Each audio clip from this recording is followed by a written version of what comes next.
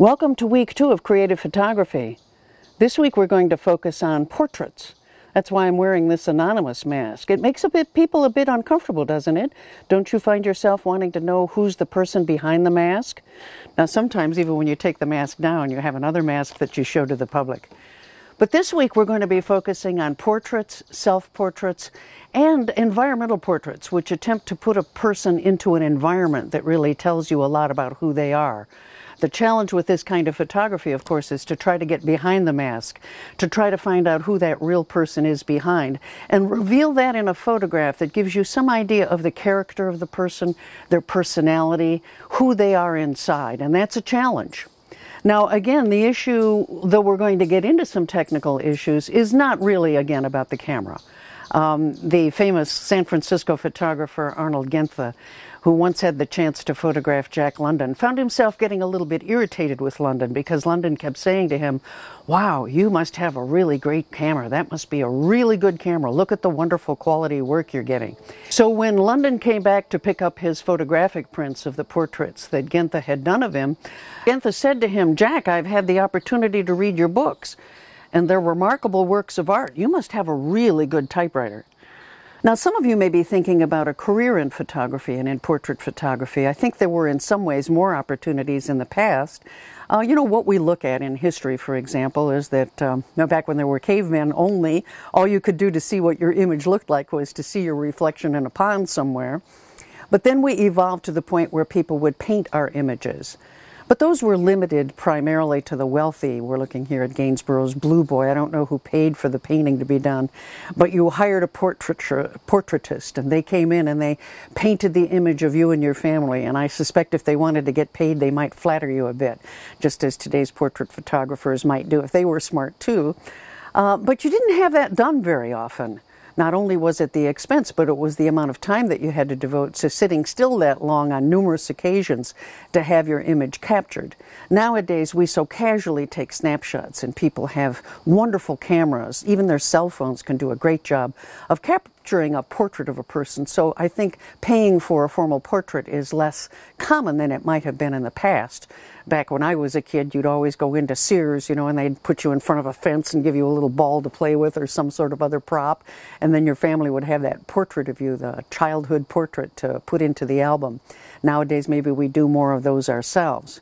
But we still mark important times in our lives with that kind of portraiture, whether it's the confirmation photo, or it might be the wedding photo, or it might be the yearbook photo. Many families find that in order to regularize the photo for the yearbook, you have to use a formal portrait photographer in order to be able to do that. But we're also seeing a greater level of creativity now among the environmental portrait photographers. This is an example of an engagement photo, and you wouldn't have seen that 20 years ago. But now we're seeing that portraitists are trying to capture people in real-life settings and show us who they are, give us an idea of what kind of person they are. Obviously, this is a couple that's casual and friendly, and they're not as formal. Author Thomas de Zengatita talks about how we live now in a mediated world. Digital media captures who we are and transmits our image across the globe in an instant. I think that's why we now invest so much in orthodontia for our kids, to make sure their teeth are perfect, because we know that their image is going to be captured again and again and again and shared over time. So we become very conscious of self. I look at some of the wonderful portrait photographers of the past, somebody like Joseph Karsh. Karsh was famous for doing famous people. Again, just as it was in the past with paintings, it was almost always famous people who could afford to have a photographer like Karsh capture their image. We see an image of resolute Winston Churchill. We see Ernest Hemingway. Some of these images almost look a little dark compared to what we might find appealing nowadays. They add a sense of drama. They're extraordinarily well lit. They're very formal portraits. Karsh attempts to really capture the person as we remember them as a historic figure. Karsh often asks the person to bring along a personal item that would matter. In this case, Mother Teresa has her rosary beads, and you can tell that her rosary beads are an important part of who she is. And it helped, I think, bring out that expression that we see on her face. In this case, this is Vladimir Nabokov, the author. Nabokov was a famous butterfly collector. In fact, he's got a great quote. He says, "My loathings are simple: stupidity, oppression, crime, cruelty, soft music. My pleasures are the most intense known to man: writing and butterfly hunting." Now, I'm not sure those would be on my list, but clearly they were on Nabokov's, so Karsh wisely asked him to bring an example of a butterfly that he had captured, and that maybe helped him reveal part of who he was when his image was captured, when the photographer snapped the shutter. This is a young Audrey Hepburn. We see so often Hollywood stars were captured in beautiful portraits. This is Marcel Marceau, the mime. Silence. It makes sense for him, doesn't it, that he was the famous French mime. Imogen Cunningham, famous portrait photographer, took this picture of artist Frida Kahlo. I think many of you are familiar with Kahlo and her relationship with Diego Rivera, and she's quite an iconic figure. But Cunningham said of people who have their portraits taken, so many people dislike themselves so thoroughly that they never see any reproduction of themselves that suits. I wonder how Imogen felt about her own photograph. This is her with a model Twinka in the woods somewhere, sort of an environmental portrait. Shows a couple generations, I would say. Richard Avedon captured artist Willem de Kooning, and you see now that this sort of formal photography begins to give way to a more informal, who is that person? What are they really like on the inside?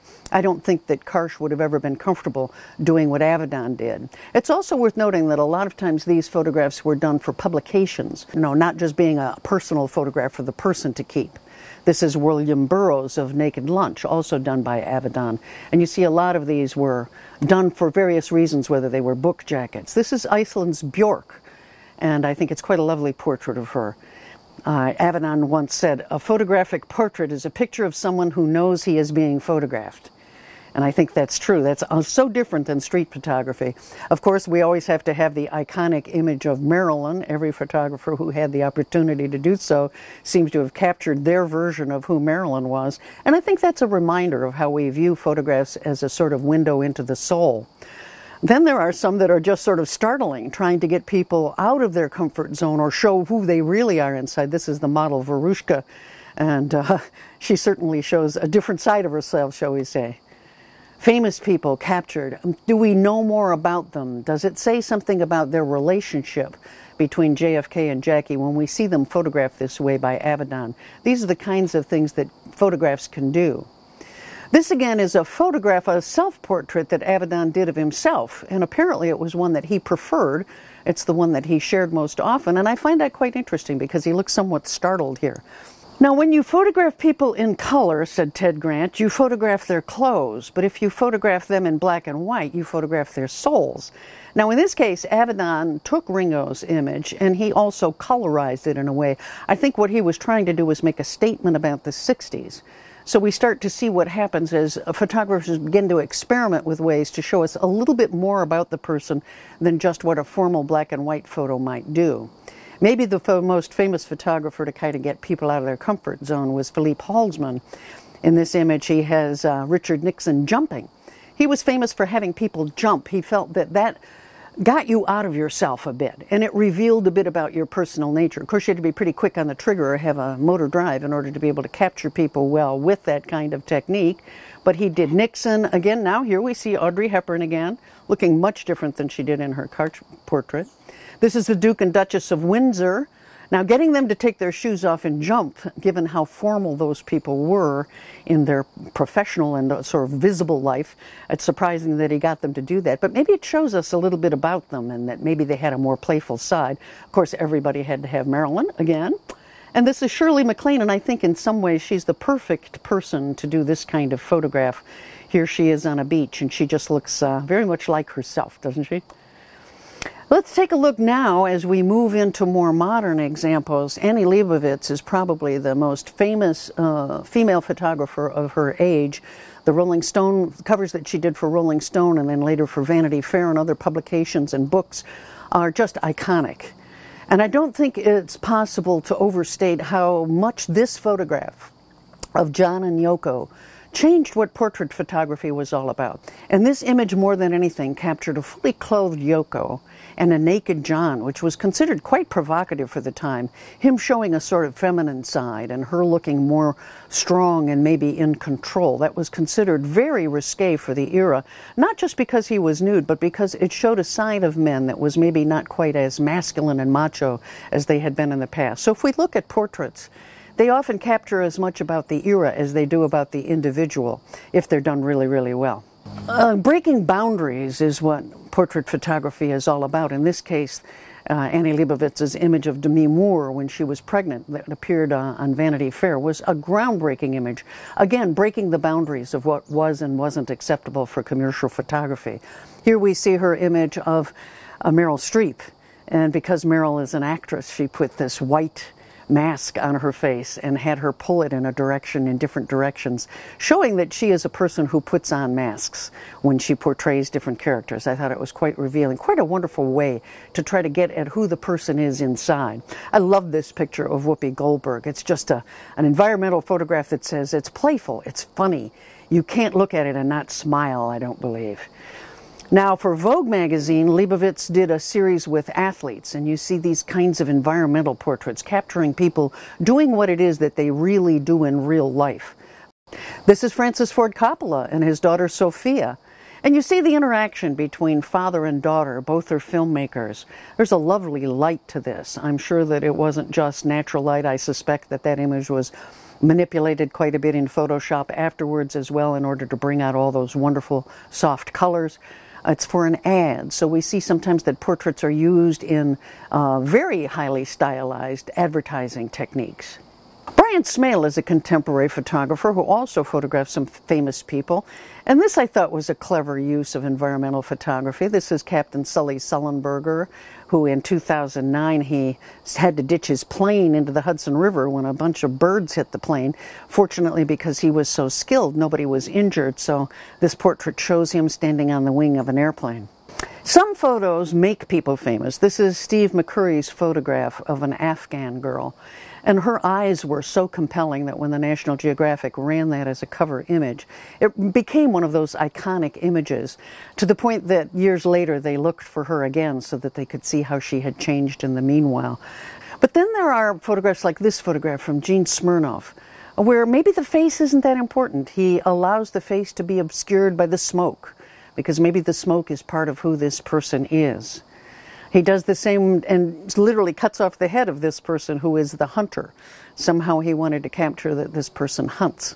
This is one that just adds an air of mystery.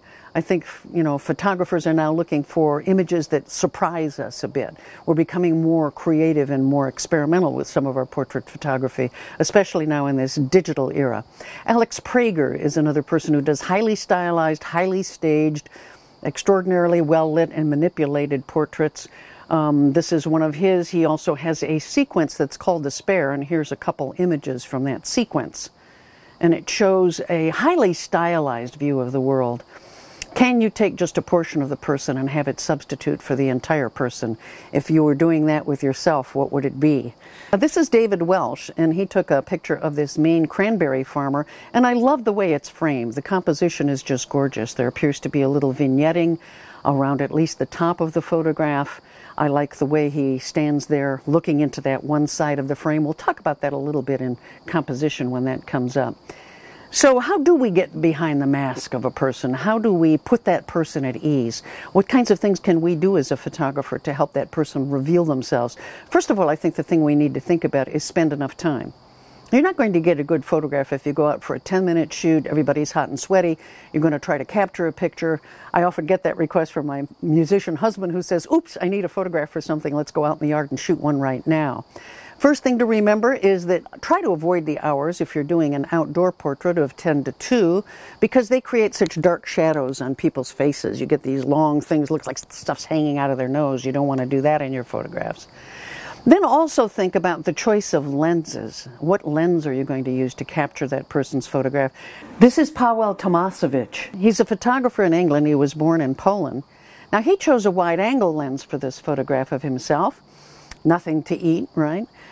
He wanted that distortion. You see the left side of that refrigerator, he wanted that distortion.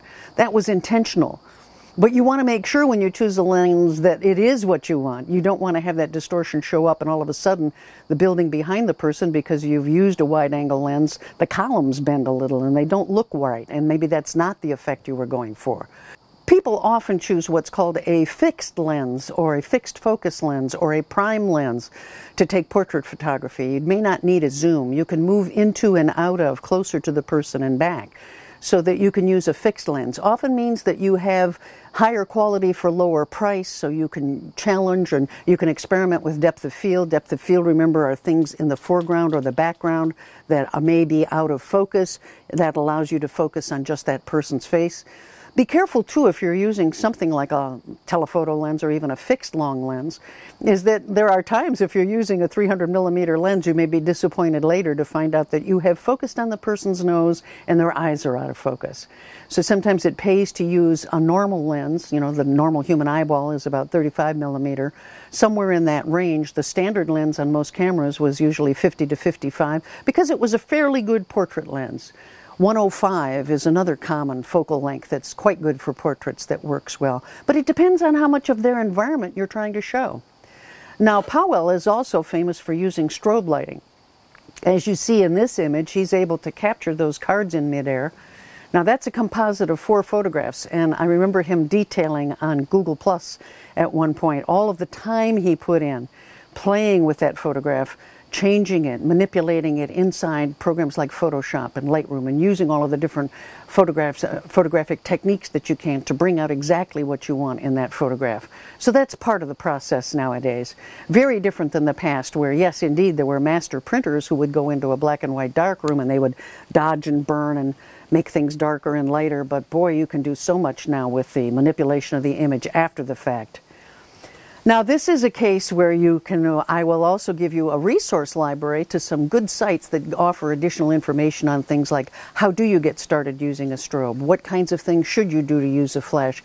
There's so much technical information involved that we won't spend too much time on that in this video, other than to acknowledge the fact that painting with light is so important in doing a photograph.